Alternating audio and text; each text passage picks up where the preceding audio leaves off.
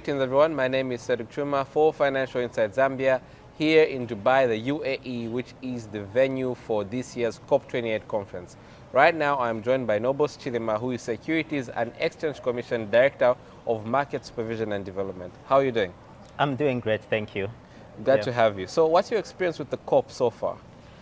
Okay, so for us the COP really is an opportunity to push our agenda for positioning Zambia as a global green investment hub, and that's the whole reason that we are here, to learn from people and also to market ourselves as capital markets in Zambia. Okay, and also we saw a very special announcement, the very first green bond issued in Zambia, CEC, $200 million. Are you able to tell us more about that and what that means for the SEC? Yes, so for us we are very excited about that. We've been waiting for 4 years, since 2019, for an issuance, for the first issuance of a green bond in Zambia. And what that means for us is we are hoping that it will encourage more people to, more issuers to issue green bonds within the market and spur more issuances in that space. Because one of the things that we haven't had is no one has had a benchmark, but now that CEC has done it, it means that more people will actually be able to say CEC has done it, we can also do it, and what does the landscape look like once you issue a green bond. So we're hoping that more people will be encouraged by CEC's actions to actually come forward and issue green bonds. That's really amazing. And you recently launched earlier in the year the CMMP, the Capital Markets Master Plan. Yeah. Are you able to tell some of the key initiatives and how this fits into the bigger picture and the bigger plan of the SEC? Yes. So the Capital Markets Master Plan, just for people out there to understand, is Zambia's long-term vision of how to develop the capital markets so that it makes its rightful contribution to the development of the country. So we exist as part of the financial sector. We are in capital markets. The other sectors are the banking and financial services. The other one is PIA. So the CMMP is Zambia's roadmap for us to contribute to the development of the nation. How does this fit into what we are doing at COP28 and other initiatives that we have? You look at introducing new and innovative products within capital markets. So green bonds is one such initiative that we want, but we also want to introduce other innovative products. Some of them are around financial technology, some of them are around anything that you can think about, but we do it differently in an innovative way. So within the CMMP, we do have traditional instruments. So we are not ignoring those, we'll continue developing them, but we also realize that there are other new areas that we need to focus on as capital markets. So sustainable finance is one. We've also got private equity, venture capital. We need to bring all that into the capital markets in order to channel capital to the areas that need them, because that's what we want to achieve at the end of the day. Wow, Mr. Nonde, thank you so much for your time. It's been a pleasure having you. Okay, thank you. And enjoy the rest of your COP. All right, thank you.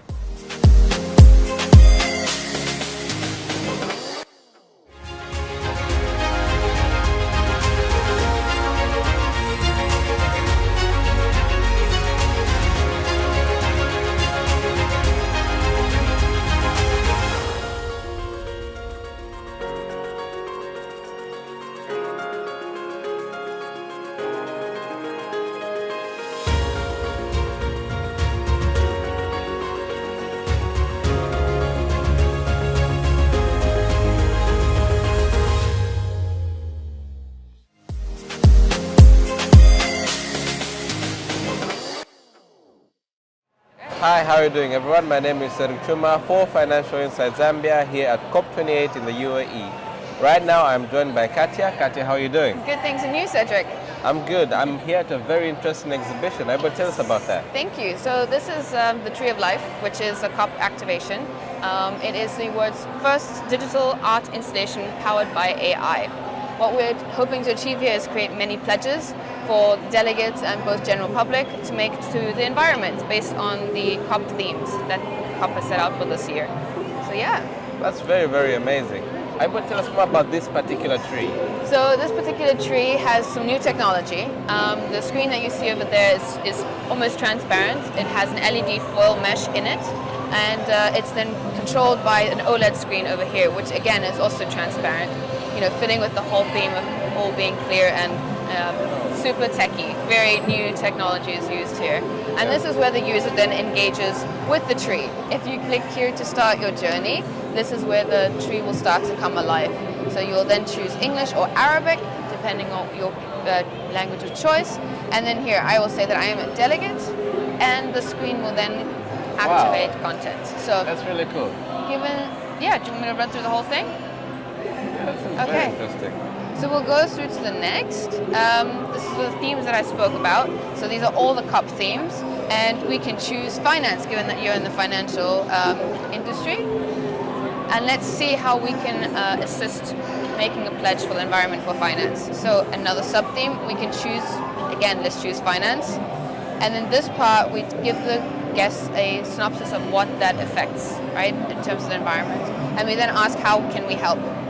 At this point, we then have an option for a person to make a pledge, and we've given them a couple of options to do so. Oh. So we'll say, campaign global finance reform. This is when Mother Nature starts to really come alive and we engage with the screen, right? So we'll just make a fake signature over here, not that we keep any of them. And then this is the fun part. This is where you scan the QR code and you get a unique digital art piece based on the topics that you've chosen. And we ask that those images are then shared with the pledge online to create traction and just, so everybody sees the beautiful art pieces the tree can create. That's really amazing. This is really cool. Thank you. Really yes. cool. It's been a pleasure having you, Katja. So much. Thank you so much. Thank you. Do you want to scan that one? Right, Then you can add it as your as a visual thing. Yeah. Let me try to scan it actually. Yeah. Did it work? This is really amazing. Thank How you. can I reach you on social media? You can go onto COP28 and we'll follow all the beautiful pledges that people are making and the posts that people are adding. But otherwise, we're just the storytellers of what COP wants to execute. Okay. That's very interesting. Thank you. This has been Seruk Chuma for Financial Insight. Get to know.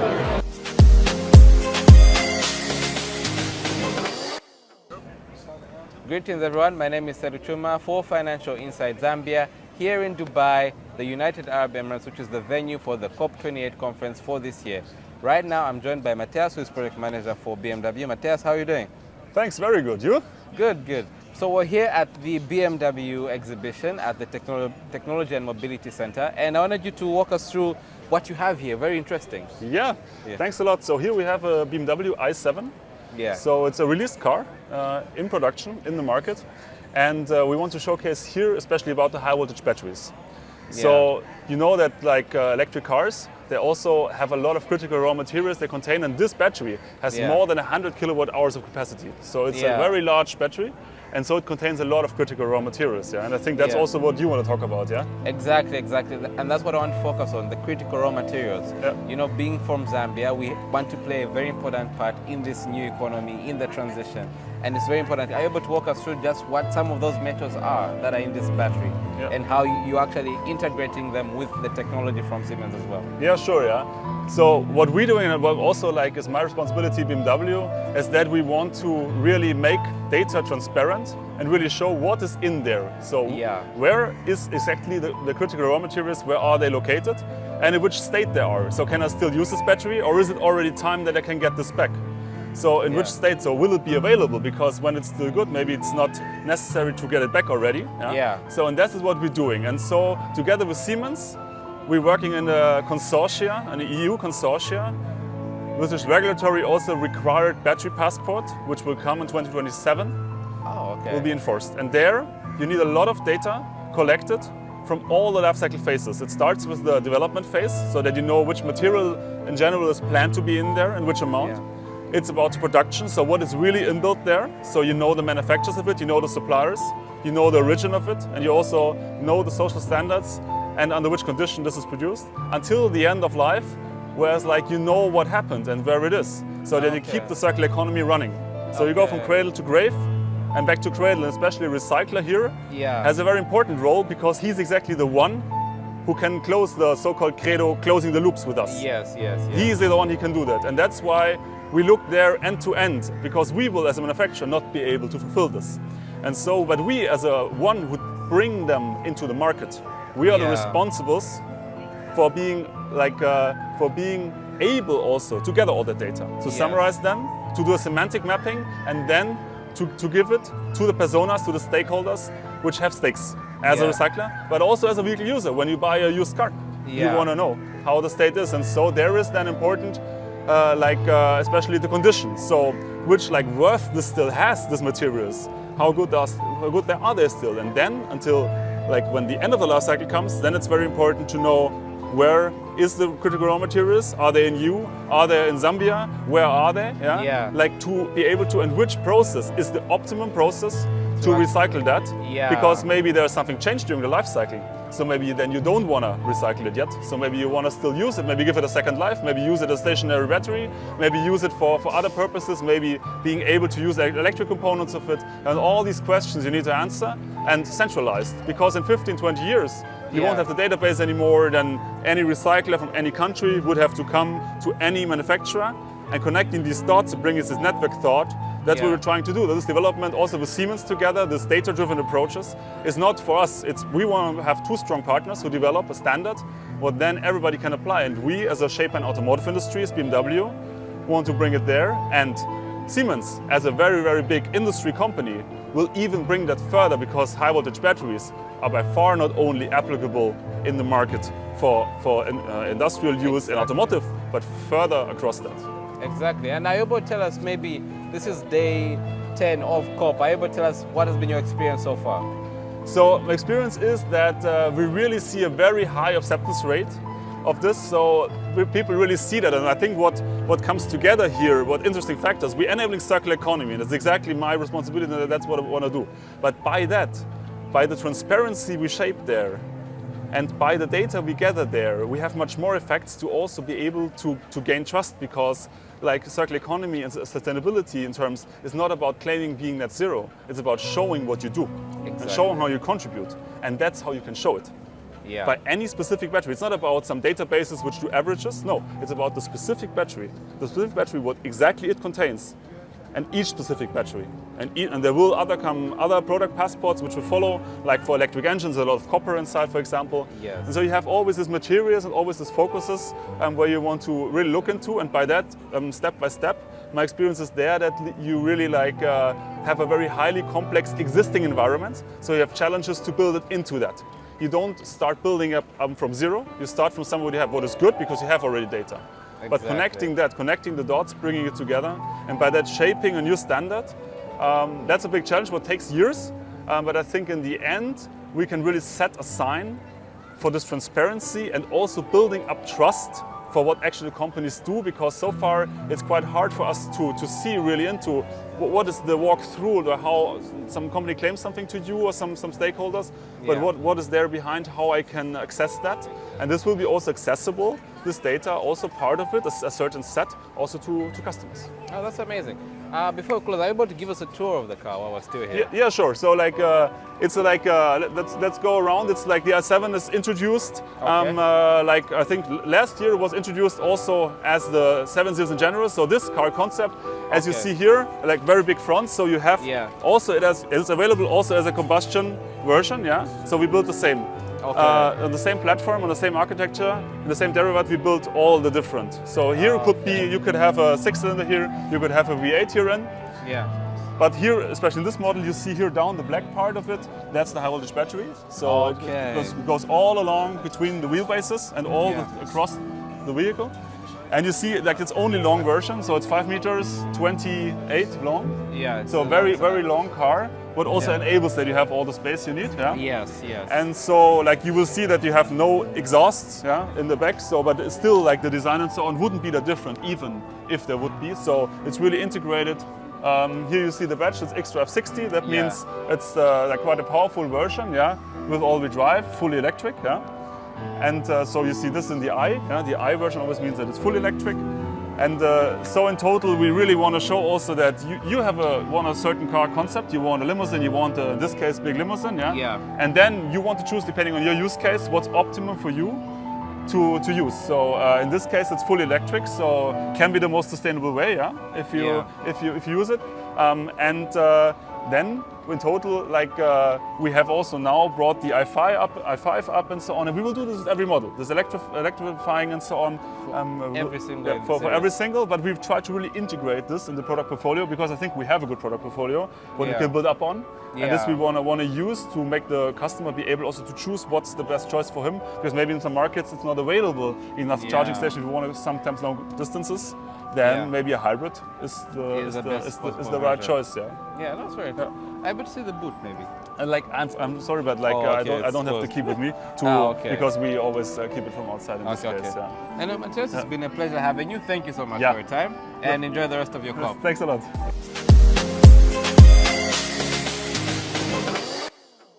Greetings everyone, my name is Cedric Chuma for Financial Insight Zambia here in Dubai, the UAE, which is the venue for this year's COP28 conference. Financial Insight Zambia was privileged to be at the conference, giving coverage to several private sector clients of ours who are here. We also got to see several landmark announcements. Locally, we had the announcement of 100 initial mini grids, which was announced by the president in conjunction, the president of Zambia, in conjunction with the president of the Rockefeller Foundation. We also saw significant deals. Firstly, the very first green bond ever issued in Zambia, $200 million by CEC. We also saw a significant deal with regards to PPAs between Greencore and Ilute Solar as well as Serengeti Energy.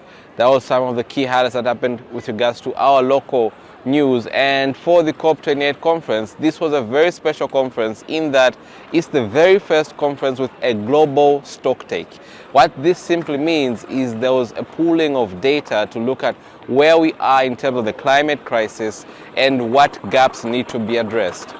It shows that we are in an unprecedented climate crisis, but we have a lot more work to do. The climate crisis affects every one of us, regardless of where you are, who you are, or any kind, and we only have one planet. I think that was something that really stood out from the global stock take, and that more needs to be done. The other big news was, of course, the loss and damage fund, with pledged funds to actually help the damage and loss caused by climate change, and that's been a very significant step. More needs to be done with regards to that one as well. So it has been a very, very fruitful COP, and we were also privileged to cover Stanbic Bank Zambia, to cover FNB Bank Zambia, to cover WWF and Africa Green Co at this year's COP28 conference. Financial Insight Zambia continues to deliver, continues to provide relevant news up to date on the COP28 conference as well as on our clients' activities at the COP28 conference. Financial Insight Zambia also takes this particular opportunity to thank our amazing sponsors, namely Africa Green Co, the WWF Zambia, FNB, as well as Stanbic, who are our core clients, and we are very excited for the continued growth of all our clients, and we'd like to thank them for this opportunity to offer Financial Insight Zambia services. We also would like to thank every other party that has helped get us this far and helped us execute a very, very fruitful COP28 conference coverage. Keep everything glued to Financial Insight Zambia media platforms and our website. Thank you so much for watching, and get to know.